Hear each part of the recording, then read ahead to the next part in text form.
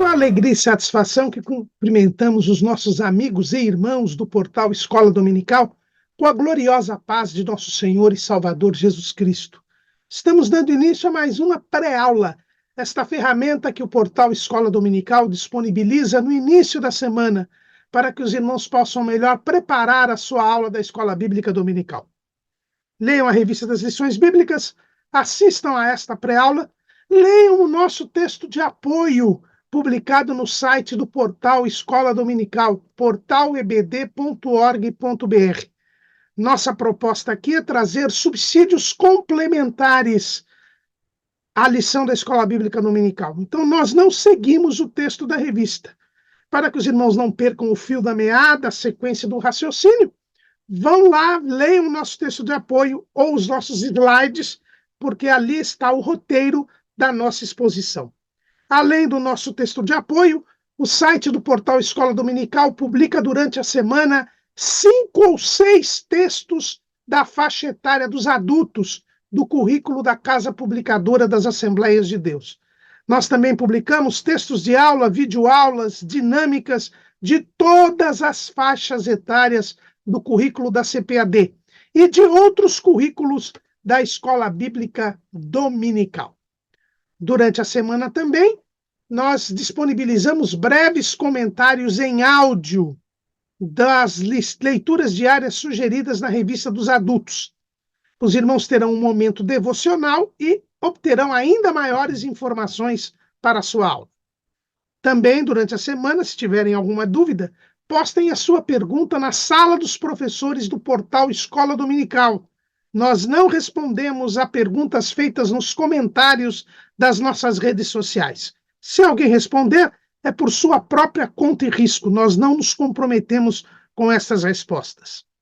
E no sábado à noite, às 19 horas, horário de Brasília, o irmão é nosso convidado a assistir à transmissão ao vivo do estudo preparatório dos professores e amigos da Escola Bíblica Dominical, da Igreja Evangélica Assembleia de Deus, Ministério do Belém, aqui em São Paulo, na sede. Essa reunião é aberta a todos os que amam o estudo da Palavra de Deus e está sendo realizada na sede da FAESP, Faculdade Evangélica de São Paulo, que é o templo antigo da Igreja do Belém, na rua Conselheiro Cotegipe 273, no bairro do Belenzinho. Mas tudo isso é apenas a preparação da Escola Bíblica Dominical. Ela apenas se realiza quando o povo do Senhor, no dia do Senhor, vai à casa do Senhor para estudar a palavra do Senhor. Neste segundo trimestre de 2024, nós estamos estudando o tema A Carreira que nos está proposta.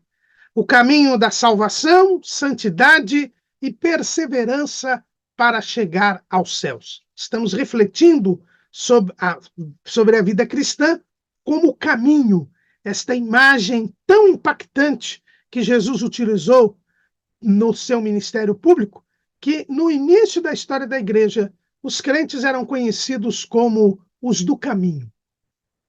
E nós estamos hoje terminando o segundo bloco do trimestre, que é sobre o caminho da santidade. E hoje estaremos estudando a lição de número 10, que tem como tema exatamente a santidade, desenvolvendo uma consciência de santidade. Esse é o título da nossa lição. O nosso comentarista é o pastor Osiel Gomes da Silva, que é o pastor presidente do campo de Tirirical, em São Luís, capital do estado do Maranhão. Desenvolvendo uma consciência de santidade. Neste título da lição, nós temos 3 palavras importantes: desenvolver, consciência e santidade. Desenvolver é uma palavra que, na versão Almeida Revista e Corrigida, aparece uma única vez no texto bíblico. No Salmo 144, versículo 12. Para que nossos filhos sejam como plantas bem desenvolvidos na sua mocidade, para que as nossas filhas sejam como pedras de esquina lavradas, como colunas de um palácio. Então, aqui nós temos um salmo de Davi. Davi agradecido a Deus, louvando a Deus e fazendo um pedido para que os seus filhos sejam como plantas, bem desenvolvidos na sua mocidade. Essa é a única vez que a palavra desenvolver aparece na versão Almeida Revista e Corrigida. É o que acontece também na versão, aliás, na versão Almeida Corrigida e Fiel, em vez de bem desenvolvidos, aqui o texto diz crescidos. A palavra desenvolver, quando nós vamos ao dicionário, nós vemos que ela tem como raiz a palavra, uma raiz originária, vel, que quer dizer rodar, lançar. Então, desenvolver é tirar o invólucro, o envolvimento. O invólucro é aquilo que está prendendo alguma coisa ou limitando alguma coisa. E aqui nós temos a imagem clara da semente, né? A semente, ela é plantada e ela tem um invólucro, né? A casquinha da semente ali. Lá dentro tem a essência da semente. E esse invólucro ele tem que ser rompido. Eu tenho que sair do invólucro. Quando a semente germina, o que está dentro da semente rompe, sai do invólucro. E aí nós temos a germinação e o crescimento da planta. E aí a planta fica bem desenvolvida, ela fica bem crescida. A palavra desenvolvimento, então, quer dizer crescimento. E na versão Almeida Revista e Corrigida, só uma vez, João Ferreira de Almeida usou a palavra desenvolvido aqui no Salmo 144, 12. Mas desenvolvimento quer dizer crescimento, né? Na versão Nova Almeida atualizada, assim como na Almeida Revista e Atualizada, mas a Nova Almeida Atualizada, que também é versão oficial das Assembleias de Deus, nós encontramos a palavra desenvolver uma única vez em Filipenses 2:12, que diz assim: assim, meus amados, como vocês sempre obedeceram, não só na minha presença, porém muito mais agora na minha ausência, desenvolvam a sua salvação com temor e tremor, porque Deus é quem efetua em vocês tanto querer como realizar, segundo a sua boa vontade. Então, aqui, nessa tradução, na Nova Almeida Atualizada, se fala em desenvolver a salvação com temor e tremor, que é crescer a salvação. Na versão Almeida Revista e Corrigida, este mesmo texto de Filipenses 2:12 está assim: de sorte que, meus amados, assim como sempre obedecestes, não só na minha presença, mas muito mais agora na minha ausência, assim também operai a vossa salvação com temor e tremor. Então, desenvolver é operar a salvação, fazer a salvação trabalhar. É essa ideia de desenvolver, é expandir, crescer, né? Levar à frente o processo natural. Assim como é natural que a semente germine e faça surgir uma nova planta, que esta nova planta cresça e gere novas sementes para gerar novas plantas. Então, o desenvolvimento é este crescimento, é esta continuidade de um processo natural. E o apóstolo Paulo disse aqui aos filipenses que eles deveriam desenvolver a salvação. Com quê? Com temor e com tremor. Temor é obediência, reverência, respeito, reconhecimento de senhorio, reconhecimento de autoridade. E tremor é ter a consciência da seriedade, do poder, da majestade de Deus e saber que dura coisa, horrenda coisa, é cair nas mãos do Deus vivo. É o temor e o tremor que vão desenvolver a nossa salvação. Porque a salvação é um processo que começa na deliberação divina para salvar o homem, que foi revelada no Jardim do Éden, mas que já existia antes mesmo da fundação do mundo, e termina na glorificação. No dia em que Jesus vier arrebatar a sua igreja, e os que estiverem vivos serão transformados, e os que já tiverem morrido ressuscitarão e se encontrarão com o Senhor em corpo celestial, em corpo glorificado. Então, esse é o processo, e nós temos que andar neste processo. Desde o novo nascimento, que é o início da caminhada, como nós estudamos na primeira lição deste trimestre, até a glorificação. E este desenvolvimento se dá mediante uma consciência de santidade. E aqui nós temos a segunda palavra, que é consciência. Consciência. Ciência é conhecimento. É percepção. Então, a pessoa que tem consciência é a pessoa que fica percebendo, que percebe, é a pessoa que começa a enxergar, a conhecer a realidade espiritual.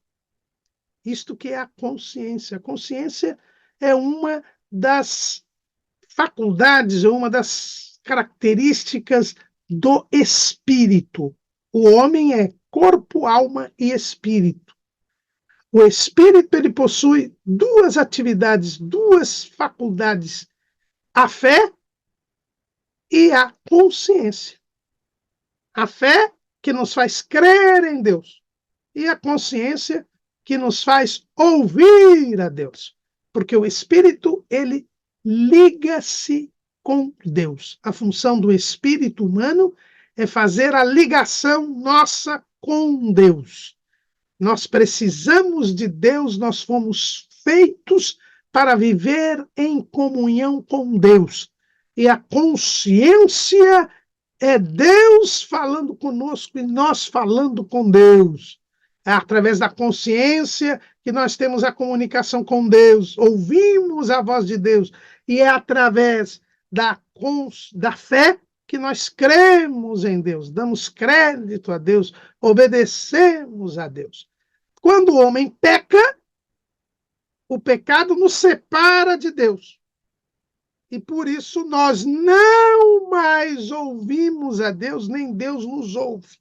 É o que diz o profeta Isaías, no capítulo 59. 59, versículo 2. Mas as vossas iniquidades fazem divisão entre vós e o vosso Deus, e os vossos pecados encobrem o seu rosto de vós, para que vos não ouça.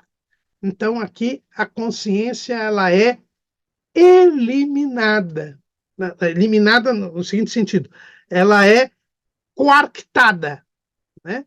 Nós já não ouvimos mais a voz de Deus, porque não temos mais comunicação com Deus, não temos mais comunhão com Deus, mas Deus continua a falar conosco, mesmo quando nós estamos em pecado. Ele procura nos chamar à consciência. É o que o apóstolo Paulo fala lá na Epístola aos Romanos, capítulo 2. Romanos, capítulo 2, versículo 12. Porque todos os que sem lei pecaram, sem lei também perecerão. E todos os que sob a lei pecaram, pela lei serão julgados. Porque os que ouvem a lei não são justos diante de Deus, mas os que praticam a lei hão de ser justificados. Porque quando os gentios que não têm lei fazem naturalmente as coisas que são da lei, não tendo eles lei, para si mesmos são lei, as quais mostram a obra da lei escrita no seu coração, testificando juntamente a sua consciência e os seus pensamentos, quer acusando-os, quer defendendo-os. Então o homem tem a consciência, esta voz divina que diz que eu errei, diz que eu fiz uma coisa errada. Como é que eu errei e alguém me diz que algo é errado? É a minha consciência. Esta voz divina é aquilo que nos faz ter noção daquilo que nós somos. A noção da realidade. Isso que é a consciência. Esta noção da realidade. Eu caio em mim e vejo a realidade. Foi o que aconteceu com o filho pródigo. Lá em Lucas, capítulo 15, versículo 15. Vamos começar a ler aí. E foi e chegou-se a um dos cidadãos daquela terra, o qual o mandou para os seus campos a apacentar porcos. E desejava encher o seu estômago com as bolotas que os porcos comiam, e ninguém lhe dava nada. E caindo em si, disse: quantos trabalhadores de meu pai têm abundância de pão, e eu aqui pereço de fome? Levantar-me-ei e irei ter com meu pai, e dir-lhe-ei: Pai, pequei contra o céu e perante ti. É este cair em si que é a consciência. O filho pródigo viu que ele estava numa situação pior que a dos trabalhadores do seu pai. E que o seu pai tratava bem os trabalhadores, os seus servos. E ele poderia também ser tratado como um servo. E já não era digno, pensava ele, de ser chamado de filho, mas ele poderia ser pelo menos um jornaleiro, um trabalhador do seu pai. Ele caiu em si, ele percebeu que ele estava numa situação humilhante, lamentável, degradante. Como diz o povo, estava no fundo do poço. Isso que é a consciência.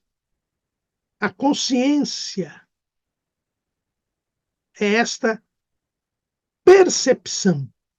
E Deus quer que nós tenhamos esta consciência, esta conscientização. É o que nós vemos no texto que está em 1 Timóteo, capítulo 2, versículo 4, que quer que todos os homens se salvem e venham ao conhecimento da verdade.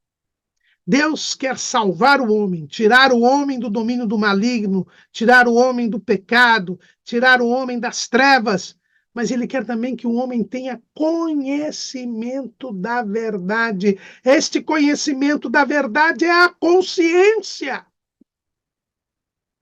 Ele se percebe pecador, se percebe condenado à perdição eterna,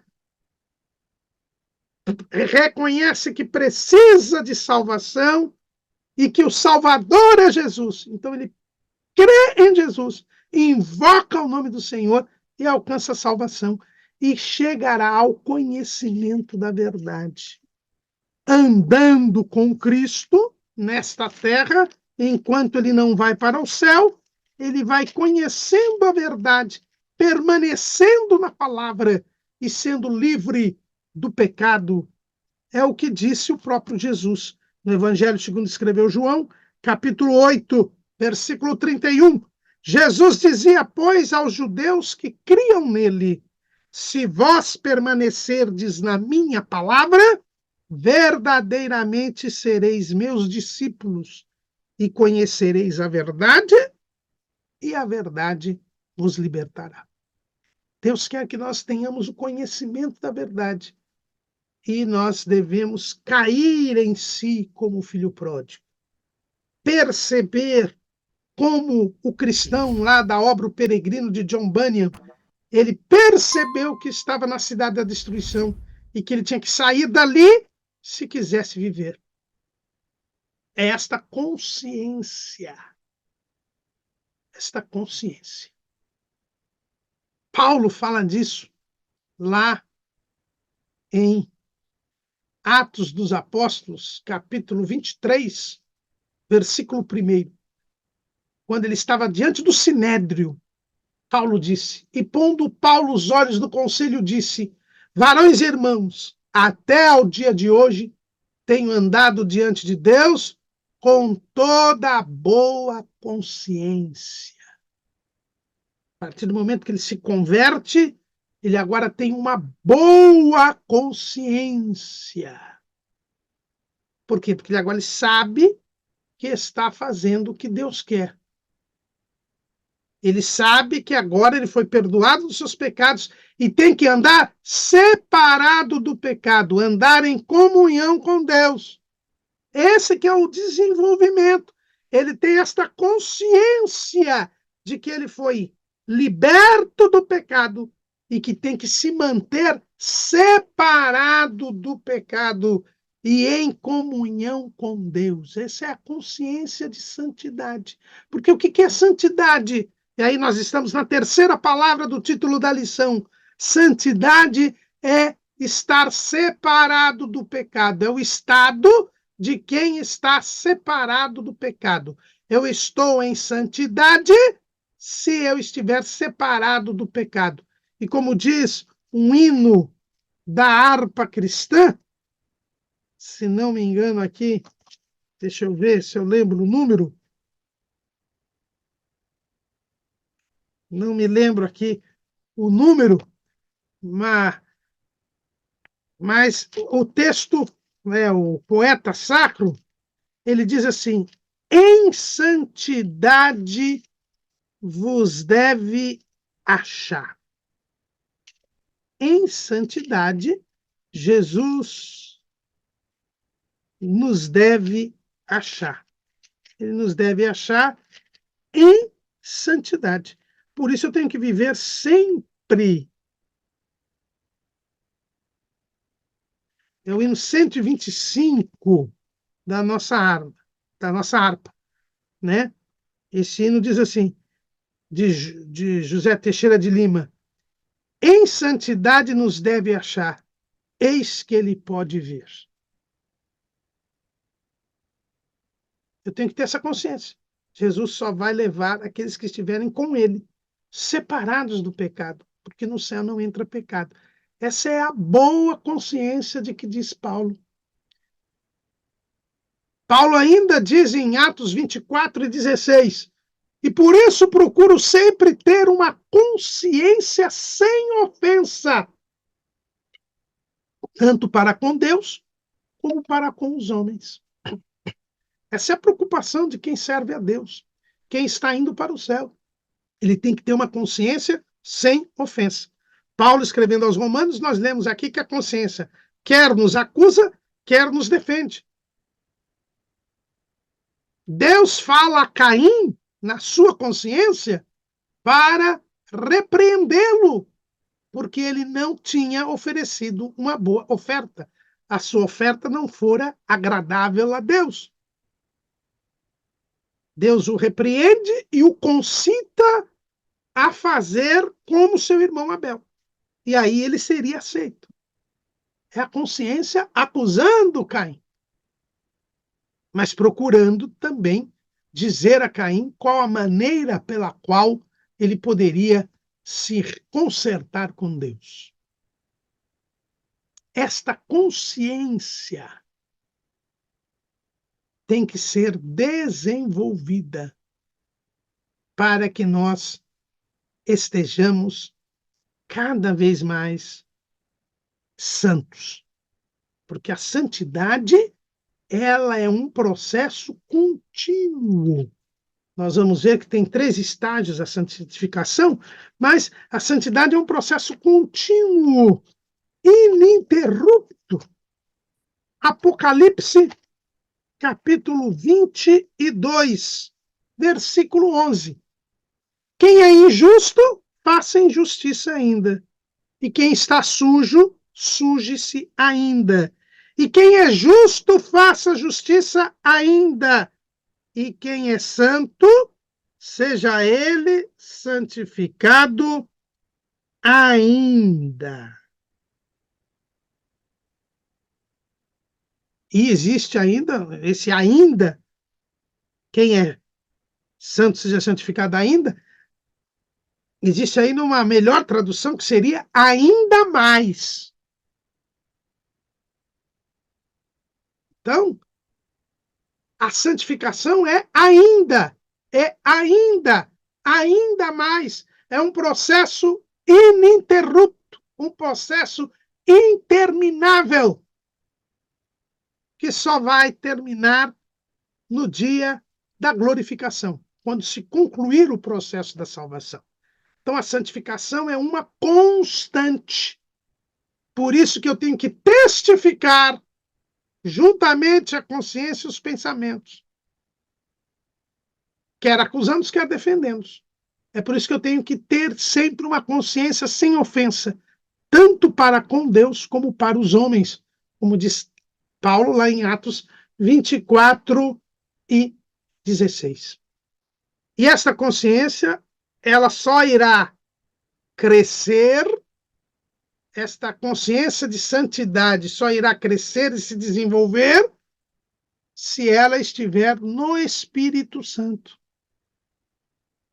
Lembra que quando eu tenho os pecados perdoados, o Espírito volta a ficar online, né? Ele se ativa, porque os pecados são retirados e eu volto a ter comunhão com Deus. Aí o Espírito nos liga novamente a Deus.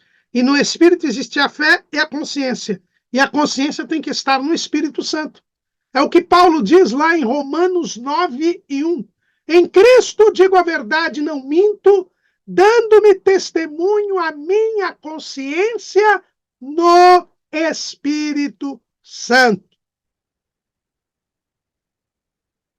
A consciência é eu perceber que devo agradar a Deus e viver agradando a Deus. Na jornada para o céu, eu tenho que desenvolver uma consciência de santidade. Ou seja, eu tenho que sempre aumentar, fazer crescer a noção de que eu devo viver separado do pecado. Quando nós falamos em santificação, né, e veja que essa sequência, sem a santificação, ninguém verá o Senhor. É o que está escrito lá em Hebreus, capítulo 12, versículo 14. Segui a paz com todos e a santificação, sem a qual ninguém verá o Senhor. A santificação é condição sine qua non para eu poder ver o Senhor, para eu poder ser glorificado, para eu poder entrar no céu. Quem não viver em santificação não verá a Deus, não entrará no céu, na Jerusalém celestial. Quando nós falamos no caminho da salvação, essa santidade é uma constante. É por isso que eu tenho que fazer a santificação. O que é santidade? É o estado de estar separado do pecado. E como é que eu fico separado do pecado? Através da santificação. A santificação é o conjunto de atitudes, de ações que me fazem ficar separado do pecado. Então, santidade é o estado em que eu estou. Santificação são os atos, as ações que eu preciso fazer, ou que Deus fez por mim, para que eu ficasse separado ou me mantenha separado do pecado. Então, santidade é um estado, a santificação são as ações, as atitudes que me trazem santidade. A santificação é uma constante, como nós vimos, até o dia da glorificação. E é por isso mesmo que o profeta Isaías no capítulo 35, profeta Isaías, no capítulo 35, versículo 8, ele diz: e ali haverá um alto caminho, um caminho que se chamará o caminho santo. O imundo não passará por ele, mas será para o povo de Deus. Os caminhantes, até mesmo os loucos, não errarão.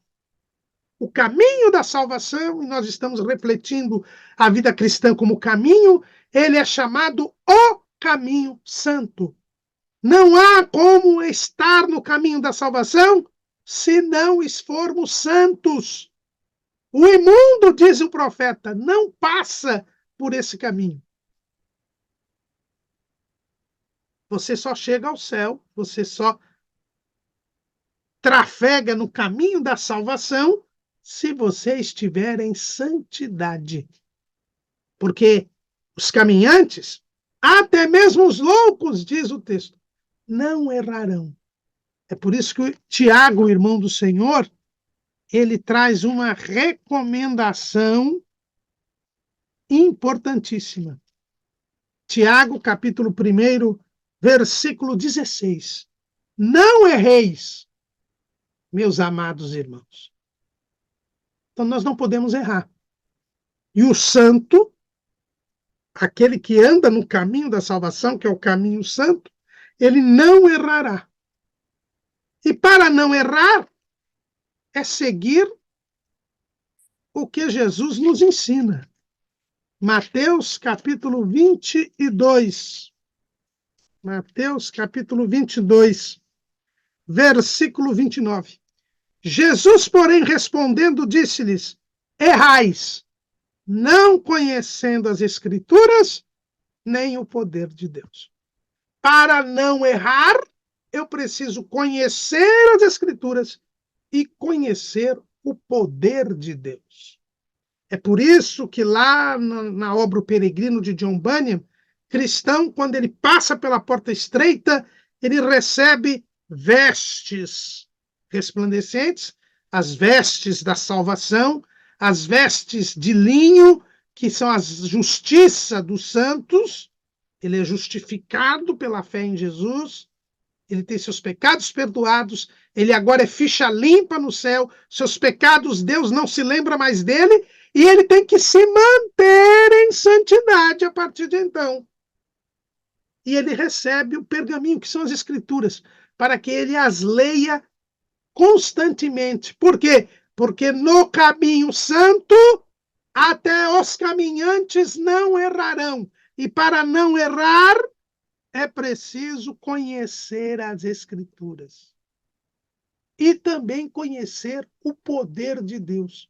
Ao longo da sua jornada, cristão, fiel, esperança ou esperançoso, isso na primeira parte do livro Peregrino, na segunda parte do livro Peregrino, a cristiana, seus filhos, eles vão ter continuadas experiências em que Deus vai mostrar a eles o seu poder.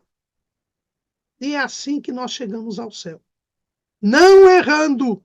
E para não errar, nós temos que conhecer as Escrituras e conhecer o poder de Deus. O primeiro processo da santificação é a chamada santificação posicional. O homem não pode salvar-se a si mesmo. Ele precisa invocar o nome do Senhor, crer em Jesus, porque só há um mediador entre Deus e os homens, Jesus Cristo, homem. É Jesus quem salva. Ele é a propiciação dos nossos pecados. É preciso que nós confessemos os nossos pecados. E quando nós confessamos os nossos pecados, naquela confissão eficaz, né, eu tomo consciência de que sou pecador. É por isso que eu confesso. A confissão é uma demonstração da conscientização que eu recebi, através do convencimento do Espírito Santo. O Espírito Santo me convenceu do pecado. E eu, então, confesso o pecado. É o que diz Davi no Salmo 51. Versículo 3: porque eu conheço as minhas transgressões, e o meu pecado está sempre diante de mim. Olha aqui que eu caí. Davi caiu em si. Quando o profeta Natan denunciou o seu pecado, ele caiu em si. Ele percebeu que estava em pecado. Ele percebeu que ele merecia a morte eterna. Contra ti somente pequei, e fiz o que a teus olhos é mal, para que sejas justificado quando falares e puro quando julgares. Eis que em iniquidade fui formado, e em pecado me concebeu minha mãe. Eis que amas a verdade no íntimo, e no oculto me fazes conhecer a sabedoria. Purifica-me com hisopo, e ficarei puro. Lava-me, e ficarei mais alvo do que a neve. Faze-me ouvir júbilo e alegria, para que gozam os ossos que tu quebraste. Esconde a tua face dos meus pecados e apaga todas as minhas iniquidades. Cria em mim, ó Deus, um coração puro e renova em mim um espírito reto. Não me lances fora da tua presença e não retires de mim o teu Espírito Santo. Torna a dar-me a alegria da tua salvação e sustém-me em mim, né, e sustém-me com um espírito voluntário. Aqui nós vemos o processo da confissão, do pedido de perdão, a consciência de que eu preciso ser salvo. Mas que interessante. Davi reconhece que é um pecador, Davi reconhece que desagradou a Deus, Davi reconhece que perdeu a alegria da salvação, que é um perdido, mas ele pede a Deus que o lave, que o purifique, ele pede a Deus que lhe dê o júbilo da salvação, da alegria, o júbilo e a alegria. Ele pede para que o sangue, né, o hisopo, era aquela planta que se aspargia o sangue ou a água sagrada, água separada, e pede que ele apague as transgressões. Então, na verdade, Davi aqui reconhece que ele sozinho não tem condições de sair do pecado. É preciso que o tirem do pecado. E no Salmo 40, ele fala a respeito dessa experiência. Salmo de Davi para o cantor mor. Esperei com paciência no Senhor, e ele se inclinou para mim e ouviu o meu clamor. Tirou-me de um lago horrível, de um charco de lodo. Pôs os meus pés sobre uma rocha, firmou os meus passos, e pôs um novo cântico na minha boca, um hino ao nosso Deus. Muitos o verão e temerão e confiarão no Senhor. Bem-aventurado o homem que põe no Senhor a sua confiança e que não respeita os soberbos, nem os que se desviam para a mentira. Então aqui nós vemos que aquele pedido que Davi fez no Salmo 51, apaga as minhas transgressões, purifica-me com hisopo, lava-me, esconda da tua face os meus pecados, o meu pecado, foi ouvido. Esse clamor de Davi foi ouvido. E Deus agora o tira do lago horrível, do charco de lodo, e põe os seus pés sobre a rocha. Esse processo de tirar-nos do pecado, veja que é Deus que nos tira dos pecados. Não somos nós que saímos de lá. Nós estamos no charco de lodo, é como uma areia movediça. Vocês já viram um carro atolado num lamaçal? Quanto mais o carro tenta sair, mais ele vai afundando. Na areia movediça, quanto mais a pessoa tenta sair, quanto mais ela se movimenta, mais ela vai afundando. Essa é a situação do homem no pecado. Quanto mais ele cria religiões, filosofias, meios de vida para escapar do pecado, mais ele afunda. Porque ele não tem condições de se salvar a si mesmo. Mas quando nós invocamos o nome do Senhor, quando nós pedimos a Jesus perdão, quando nós clamamos ao Senhor, Ele ouve o nosso clamor. Quando nós confessamos o nosso pecado, com disposição de mudar de vida, arrependimento, então o Senhor nos tira do lago horrível, do charco de lodo, e põe os nossos pés sobre a rocha. Apaga as nossas transgressões, não se lembra mais das nossas iniquidades, purifica-nos com o sangue de Cristo, porque o sangue de Jesus nos purifica de todo o pecado.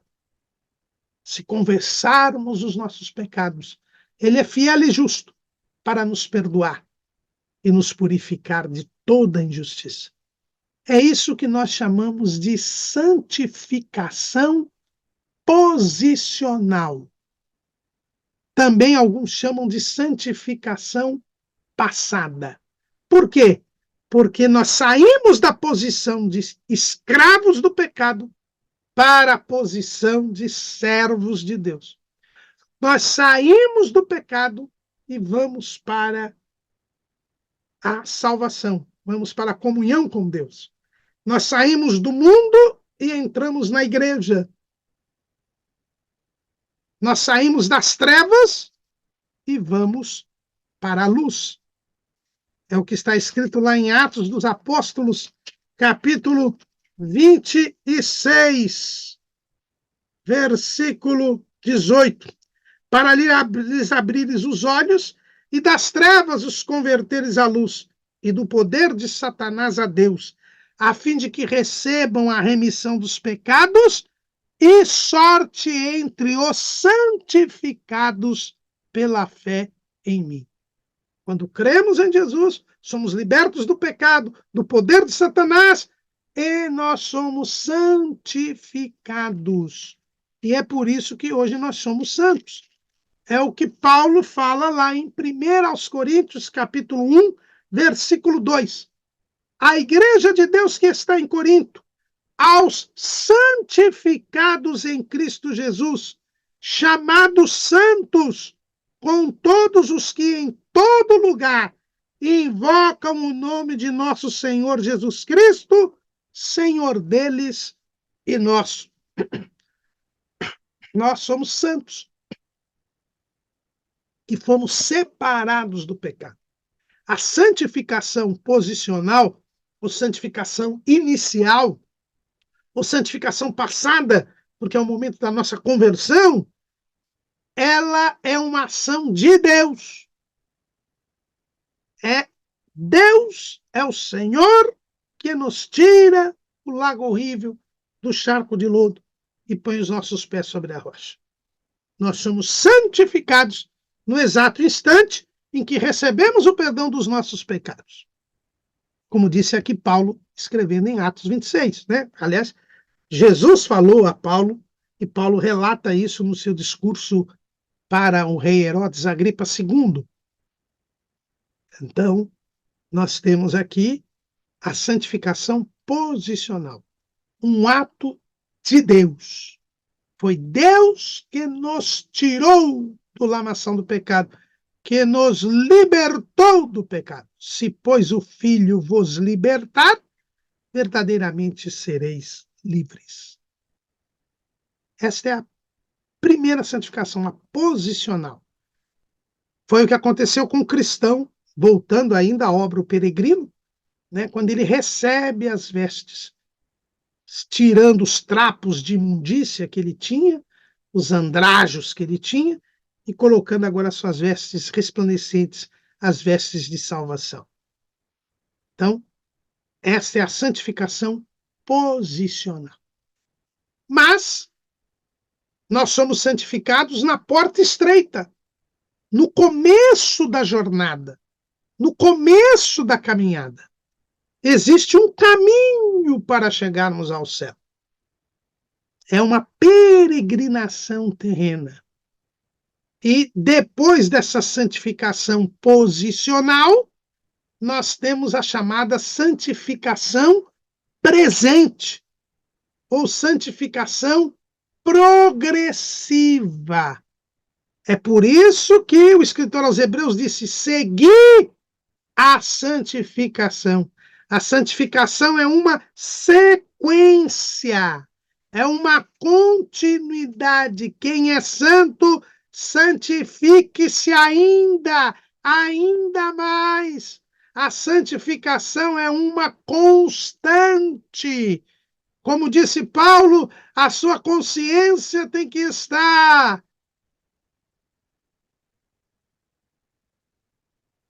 diante de Deus sem ofensa, tanto para com Deus como para com os homens. Eu não posso errar.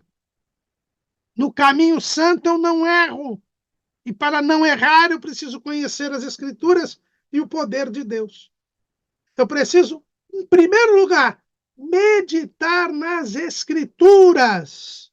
Jesus, na sua oração sacerdotal, ele disse, João, capítulo 17, versículo 17, santifica-os na verdade, a tua palavra é a verdade.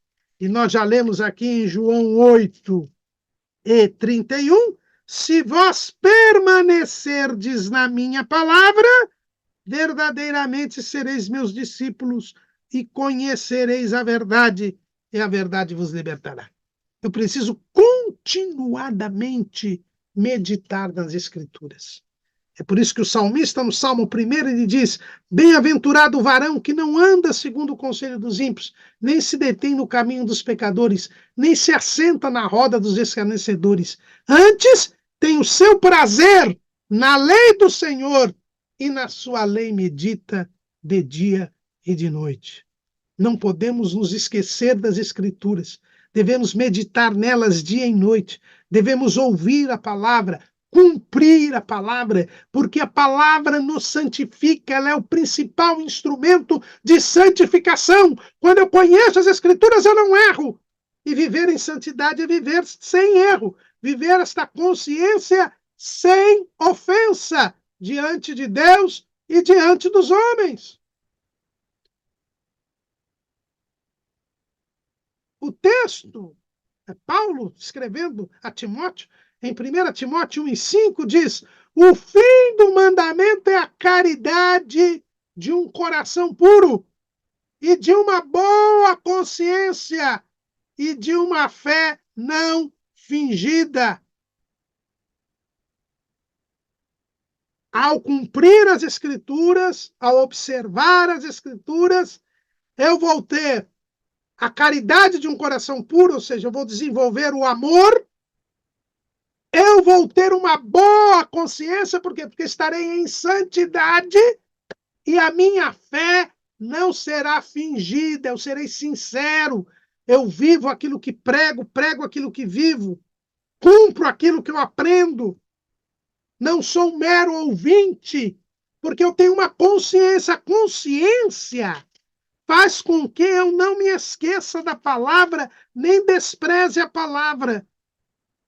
Tiago, irmão do Senhor, capítulo 1, versículo 22. E sede cumpridores da palavra, e não somente ouvintes, enganando-vos com falsos discursos.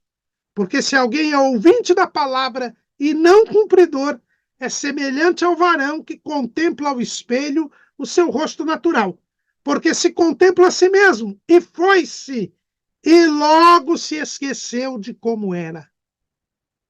É uma pessoa que não está consciente. O salvo, pelo contrário, é aquele que se percebeu pecador, necessitado de salvação, pede perdão pelos seus pecados e agora passa a viver para não mais pecar. Não vive mais na prática do pecado, porque sabe que está indo para o céu e que se pecar não chegará ao céu. é esta noção, esta sinceridade, esta realidade. Ele tem noção da realidade. É a consciência.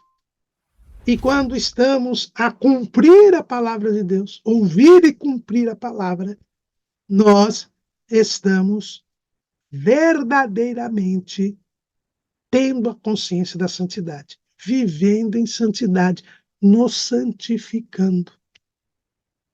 Quando Jesus fala no Sermão do Monte dos dois edificadores, aquele que edificou sobre a rocha, olha, foi aquele que teve a santificação posicional.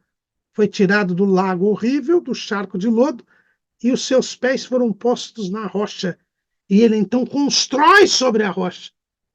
Vem a chuva, vem os rios, vem os ventos, mas a casa não cai. Por quê? Porque ele está sobre a rocha. Ele vive em santidade. Ele está de acordo com a palavra, porque a rocha é Cristo e Cristo é a palavra. São as escrituras que testemunham de Cristo. E Cristo nos ensina a palavra, e quem tem a consciência no Espírito Santo, o Espírito Santo nos faz lembrar o que Jesus disse. O Espírito Santo nos guia em toda a verdade, que é a palavra. O Espírito Santo nos ensina todas as coisas. Na palavra nós nos santificamos, ouvindo e cumprindo a palavra. Quando vamos à escola bíblica dominical, estamos nos santificando. Quando ouvimos a pregação da palavra, estamos nos santificando. Quando meditamos e lemos as Escrituras no nosso dia a dia, nós estamos nos santificando. E quando nós cumprimos a palavra, a cada momento da nossa vida, nós estamos nos purificando, nos santificando.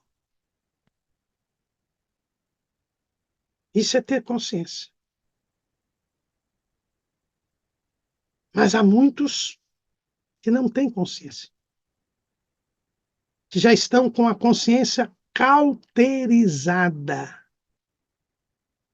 Paulo fala dessa gente. 1 Timóteo 4:2.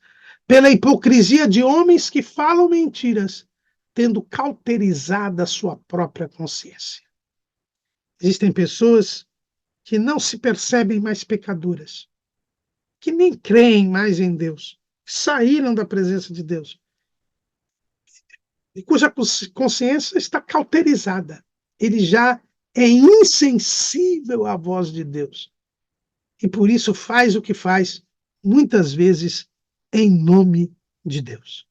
Mas nós devemos guardar o mistério da fé em uma pura consciência, diz Paulo lá em 1 Timóteo 3:9. Guardar o mistério da fé é observar as Escrituras, estudar as Escrituras, ouvir as Escrituras, cumprir as Escrituras.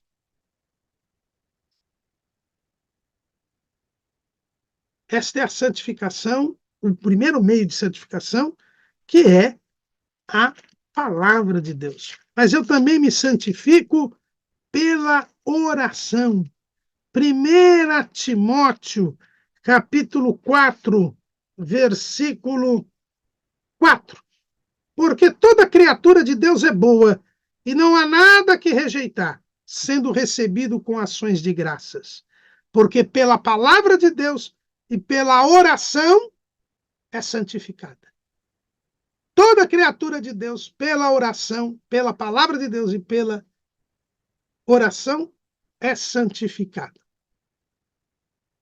A oração nos santifica também.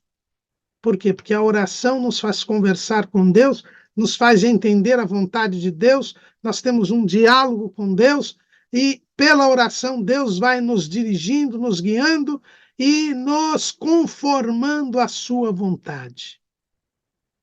A oração é um meio de santificação. E a oração é reforçada pelo jejum. Devemos viver em oração. Por isso Paulo diz, orai sem cessar, orando em todo o tempo. Porque a oração nos faz entrar na dimensão celestial. Através da oração, nós adentramos ao Santo dos Santos celestial. Nós entramos no céu. e nós já desfrutamos e compartilhamos deste ambiente de santidade, porque no céu os serafins não cessam de clamar: Santo, Santo, Santo é o Senhor dos exércitos, toda a terra está cheia da sua glória. Então, quando nós oramos, nós entramos no céu, que é um lugar santo. Nós entramos no Santo dos Santos, diz o escritor aos Hebreus. Eu não estou inventando isso. Hebreus capítulo 10, versículo 19. Tendo, pois, irmãos, ousadia para entrar no santuário, pelo sangue de Jesus, pelo novo e vivo caminho que ele nos consagrou, pelo véu, isto é, pela sua carne, e tendo um grande sacerdote sobre a casa de Deus, cheguemo-nos com verdadeiro coração, em inteira certeza de fé, tendo o coração purificado da má consciência e o corpo lavado com água limpa. E ainda, o escritor aos Hebreus, Hebreus capítulo 4, versículo 16. Cheguemos, pois, com confiança ao trono da graça, para que possamos alcançar misericórdia e achar graça, a fim de sermos ajudados em tempo oportuno. E João, na visão que teve na ilha de Patmos, no livro do Apocalipse, ele viu lá, Apocalipse capítulo 8, versículo 3. E veio outro anjo e pôs-se junto ao altar, tendo um incensário de ouro, e foi-lhe dado muito incenso para o pôr com as orações de todos os santos sobre o altar de ouro que está diante do trono. E a fumaça do incenso subiu com as orações dos santos, desde a mão do anjo até diante de Deus. As nossas orações estão diante do trono de Deus. É por isso que o escritor aos Hebreus diz: chegando ao trono da graça. Nós entramos no céu através das nossas orações. Alguém pode dizer, mas a nossa oração é imperfeita. Nós somos imperfeitos. Como é que a oração pode entrar no céu se nada imperfeito entra no céu? Aí vem a ação do Espírito Santo. Romanos, capítulo 8, versículo 26.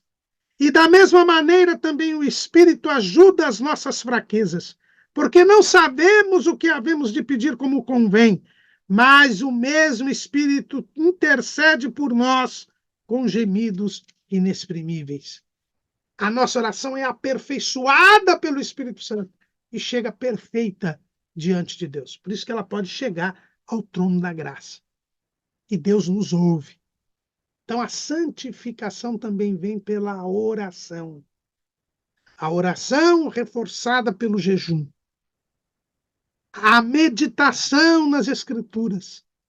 Mas a santificação também se dá pela nossa participação nos cultos, no culto a Deus, na adoração a Deus, em especial na participação da ceia do Senhor. Lá em Romanos, capítulo 12, rogo-vos, pois, irmãos, pela compaixão de Deus, que apresenteis o vosso corpo em sacrifício vivo, santo e agradável a Deus, que é o vosso culto racional. E não vos conformeis com este mundo, mas transformai-vos pela renovação do vosso entendimento, para que experimenteis qual seja a boa, agradável e perfeita vontade de Deus. Quando nós nos reunimos, Jesus vem fazer companhia para nós, porque Jesus disse que onde estiverem 2 ou 3 reunidos em seu nome, ele ali estará no meio deles. Então, quando nós nos reunimos em nome de Jesus, Jesus está conosco. Jesus está conosco. E, portanto, a presença de Jesus sempre nos fará bem. E quando nós nos apresentamos com o nosso corpo num sacrifício vivo, santo e agradável a Deus, que é o culto racional, não vivendo de acordo com o mundo, mas indo à presença de Deus, para renovar o nosso entendimento, para nos transformar, para experimentar a vontade de Deus, ouvir Deus falar e cultuar a Deus, adorar a Deus. Isso nos santifica, porque o nosso sacrifício é santo. E quando o sacerdote oferecia um sacrifício a Deus, havia uma santificação do povo, né? Lá no livro de Números, se não me engano, Número capítulo 28, quando falava sobre o holocausto contínuo que deveria ser oferecido a Deus, diz o texto: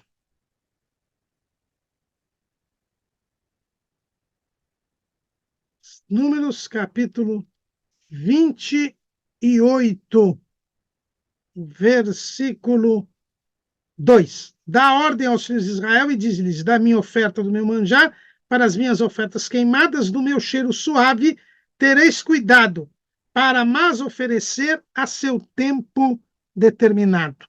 E diz-lhes: esta é a oferta que oferecereis ao Senhor: 2 cordeiros de 1 ano sem mancha, cada dia em contínuo holocausto. E o versículo 6 diz: este é o holocausto contínuo, instituído no Monte Sinai, em cheiro suave, oferta queimada ao Senhor. Então, aqui nós vemos claramente que havia uma continuidade de oferecer a Deus para que o povo se santificasse, para que o povo fosse ouvido, tivesse a sua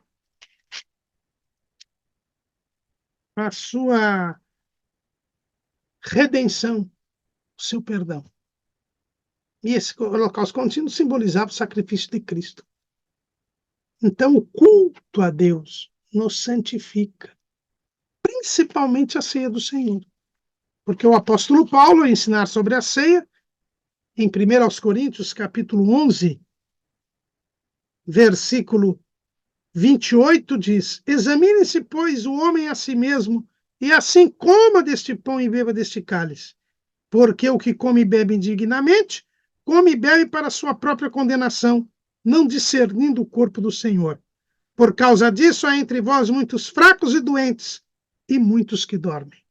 Então, a participação indigna na ceia, ela traz fraqueza, ela traz doença e ela traz morte. Agora, a participação digna é o contrário, porque na vida espiritual nada é estacionário. Ou é mais ou é menos. Ou é sim ou é não.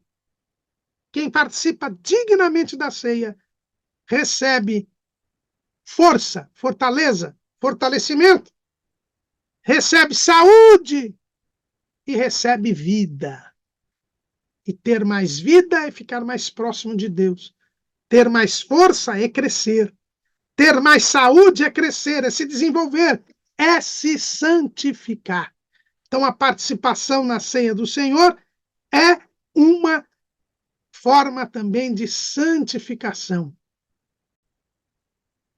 E aí nós voltamos mais uma vez ao holocausto contínuo. Lá em Êxodo, capítulo 29, versículo 42. Este será o holocausto contínuo por vossas gerações, à porta da tenda da congregação, perante o Senhor, onde vos encontrarei para falar contigo ali.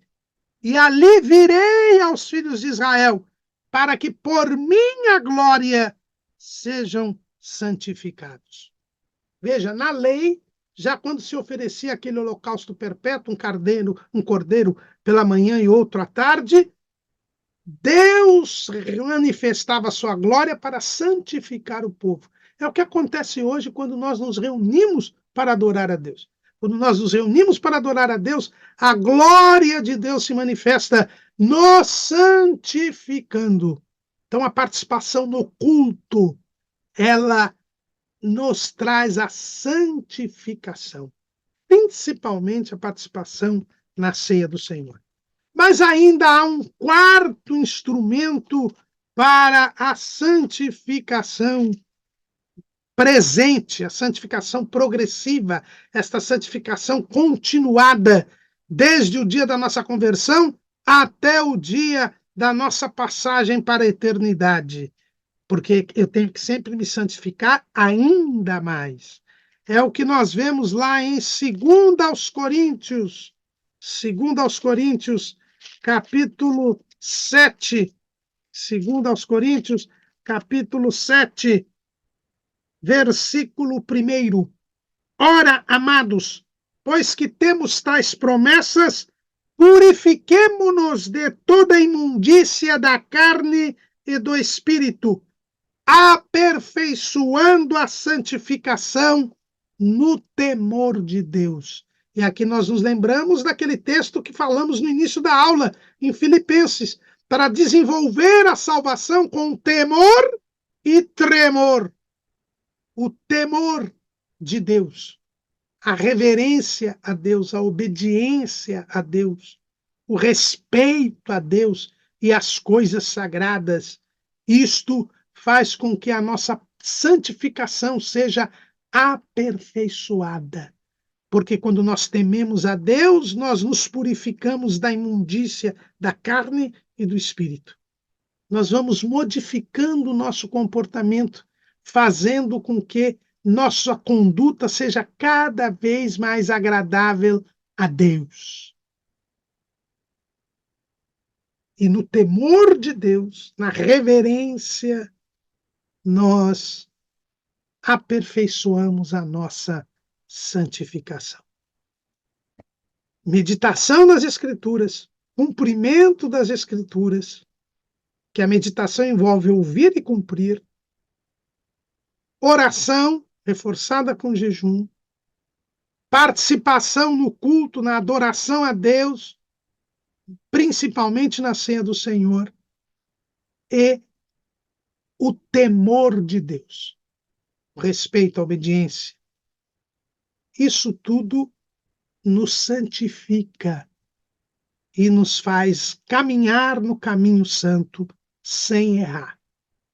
Não erreis, conhecendo as Escrituras e o poder de Deus. Mas nós temos o terceiro estágio da santificação, que é a santificação futura, também chamada de glorificação. O apóstolo Paulo nos fala lá em Romanos, capítulo 8, versículo 29. Porque os que dantes conheceu, também os predestinou para serem conformes à imagem de seu Filho, a fim de que ele seja o primogênito entre muitos irmãos. E aos que predestinou, a esses também chamou. E aos que chamou, a esses também justificou. E aos que justificou, a esses também glorificou. A glorificação é o último estágio do processo da salvação. É o dia em que nós seremos semelhantes a Jesus. 1 de João, capítulo 3, versículo 2. Amados, agora somos filhos de Deus, e ainda não é manifesto o que havemos de ser. Mas sabemos que quando ele se manifestar, seremos semelhantes a ele, porque assim como é, o veremos.